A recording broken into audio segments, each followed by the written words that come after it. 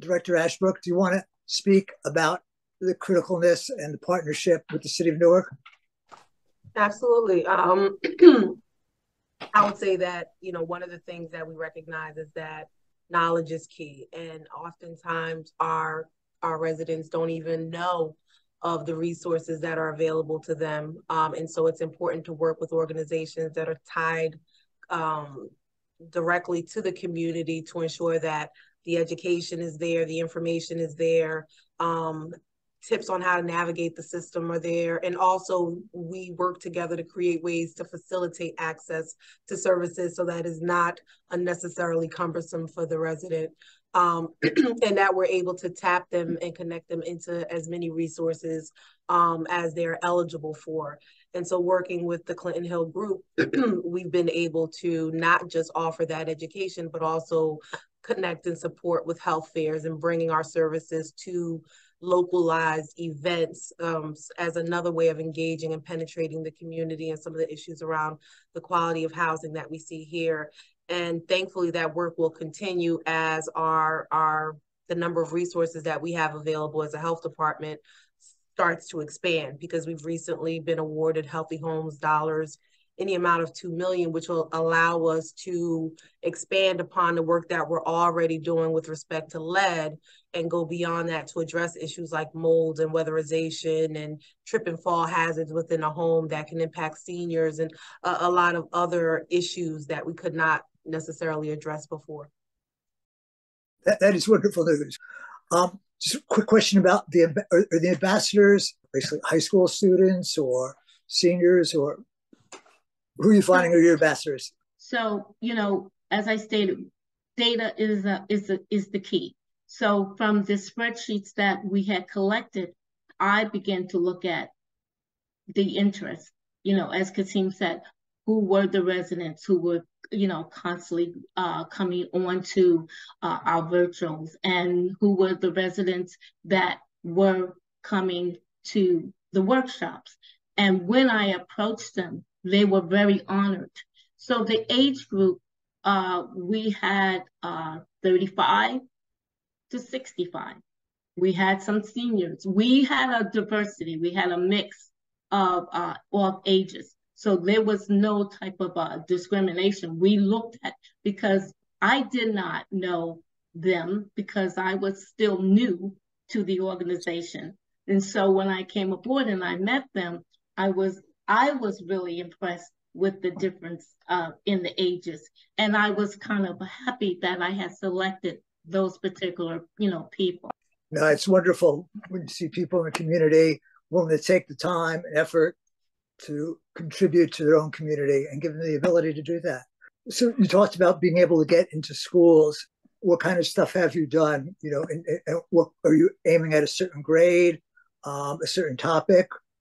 Because we know what the research says in terms of the impacts of lead on young children, this initiative in partnership with the Greater Newark Healthcare Coalition, which seeded the funding to start all of this, really focused on young children under the age of 8.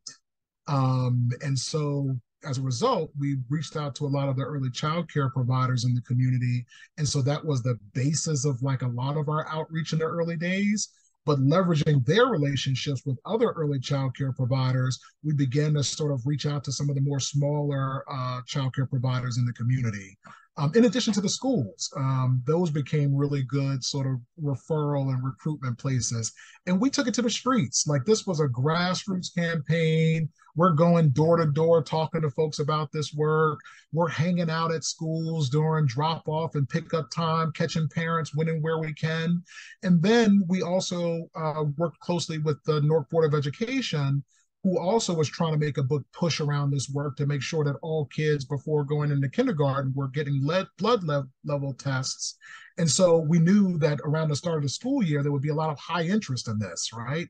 And so we leveraged that as a way of finding those families who were looking for those testing opportunities and getting them into this community education program, but also connecting them with resources to address lead issues in the home. Very impressive everything that you're doing. Director Ashbrook, did you want to add anything else before we wrap all this up? No, I think our next steps is we'll be working with other city departments to make sure that we are putting processes in place with respect to the lead safe law that went into effect last year. This goes beyond, what our historic mission has been, which is addressing children with elevated blood levels and making sure they're connected to nurse case management, and the lead hazard is identified and abated and so forth. This goes beyond that, and it's going to require a collaboration and partnership with the departments of engineering and economic and housing development within the city, to ensure that even when it's not related to a child with an elevated blood lead level, that landlords are making sure that their rental units are lead safe.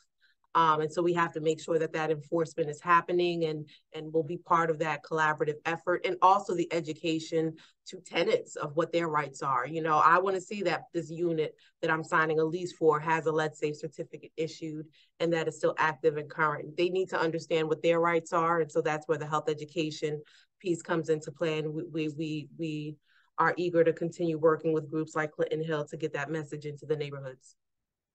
Arnold, before we close, I just wanted to also, let you know that Clinton Hill Community Action, we are, we're trying. We're doing what we should be doing, and I hope, by next year in 2024, we have better ratings in terms of data surveying and seeing how the city of Newark is moving forward with, in the challenges of the lead abatement.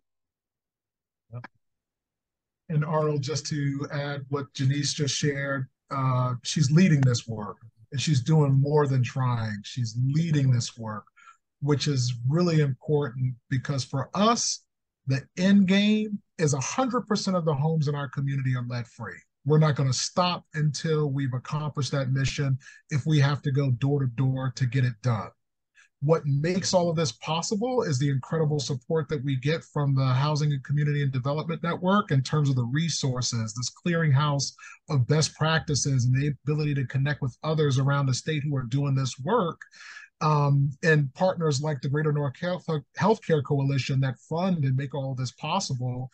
And then to have an internal champion as passionate as Director Alsbrook is incredible, right? Because, we can do all the stuff on the ground programmatically to try to swim uphill, but if we don't have somebody looking downstream at the policies and how they're getting implemented and the enforcement of it, it's going to make all of our work that much harder. And so, when I think about what we've been able to accomplish in Newark and in this small part of Newark and Clinton Hill in the South Ward, is we've taken this ecosystem approach, right? That no one organization can do this work by ourselves, but instead, how do we lean on, tap into what the best of everybody is doing, bring it all together into a place that it ultimately lands and impacts the day-to-day lives of the folks who live in our community.